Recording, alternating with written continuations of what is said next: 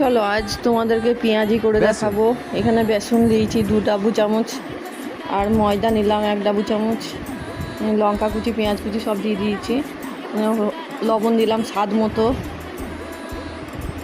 হলুদ গুঁড়ো দিলাম সামান্য একটু, লঙ্কা গুঁড়ো দিলাম, একটু জিরে গুঁড়ো, একটু কাশ্মীরি চিলি লঙ্কা, আর একটু গোটা জিরে দিলাম। এবারে এটাকে ভালো করে মাখিয়ে নেব। এই পেঁয়াজ থেকে যে পানিটা ছাড়বে সেটাই, একটু সামান্য পানি নিয়ে ভালো করে মেখে নিলাম। এবার তোমাদেরকে ভাজা দেখাবো।